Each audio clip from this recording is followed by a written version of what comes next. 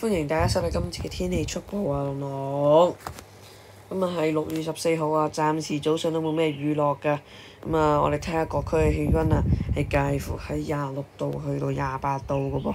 咁啊，今晚咧其實係一個熱夜嚟嘅噃，天文台最低氣温係得28.2度，咁我哋可以睇下咪28.2度。的確係28.2度嘅。咁啊，暫時啊都冇咩雨落啊。咁我哋陣間再睇下雷達影像究竟發生咗咩事啦。咁我哋睇下呢個天氣概況，一股西南氣流啊，正係影響緊廣東沿岸㗎。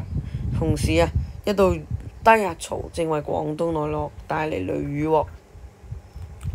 本港地區今日嘅天氣預測，多雲，有驟雨同埋狂風雷暴，最高氣温大概30度啊，吹和緩清勁嘅西南風啊。離岸同埋高地係吹強風嘅喎。未來數日有驟雨同埋狂風雷暴啦。咁啊，我哋睇下天文台一個天氣概況，可以見到啊，預料今天嘅雨量呢係預料今日嘅呢就係多雲，有驟雨同埋狂風雷暴啊。咁究竟呢個驟雨同埋狂風雷暴係幾時出現呢？其實係大概中午出現嘅。咁啊，因為而家呢其實未必係即係朝早都冇咩機會落到雨嘅，其實暫時咁樣睇落去。咁明天就係大雨加雷啦，就多雲有驟雨同埋狂風雷暴啊，雨勢就有時頗大嘅噃。即係明天啊，有時呢就雨勢比較頗大，同埋有呢個狂風雷暴啦。而家6月16號啊，都係同今日一樣嘅多雲有驟雨同埋狂風雷暴嘅。所以呢，就總括嚟講，其實係冇上星期落咁大雨嘅，但係都係大雨嘅。而今天呢，其實即係落大雨機會不大嘅。喺上午呢，咁我哋睇下中午去到下午情況如何啦。6月17號仍然有幾陣雨啦，咁之後雨量呢，就逐漸咁減弱㗎啦。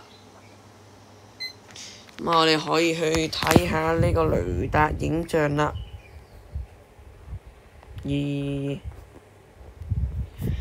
咁我哋睇下6小時雨量，我哋睇下過去6小時點樣啦。放大少少可以見到啊，其實啲雨區啊係有爆過嘅，其實喺廣東內陸。但係可以見到其實琴晚凌晨1點鐘係爆過嘅，而呢度都係啦。其實但係呢度減弱咗啦，其實係今朝早，所以影響唔到香港嘅。我哋睇下條槽會唔會再南移少少啦？南移少少，我哋就開始會有啲雨區影響住我哋㗎啦。我哋睇下依絲嘅影響嘅概率啦。其實可以喺朝早6點鐘冇咩嘢影響，9點鐘，但係到12點鐘呢，就開始多返啲雨啦。大家可以見到10毫米啊，大概，但係都係預測啦，未必一定準確嘅。咁我哋睇下其實啲嘢係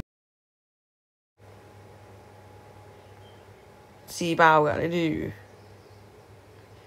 上面影響至我哋嘅，即係喺上面呢移落嚟影響我哋嘅。應該係咁啦嚇，唔清楚，預測係未必準確嘅。睇下其他模式嘅 GFS 可以見到冇咩嘢，其實好平淡嘅 GFS， 即係預料都有幾陣雨啊。Icon 呢？哇 Icon 嘅都係比 Icon 未更新啊，係咯，朝早喎。朝早6點有雨咩？冇啊！11點、12點啱啱見到好大雨，啱啱見到，而家見唔到啦。大概呢度9點鐘落大雨，大家相唔相信呢？我哋拭目以待啦嚇。預測未必準確嘅。我哋亦都可以睇下，我哋都可以睇下我哋嘅網站係如何啦。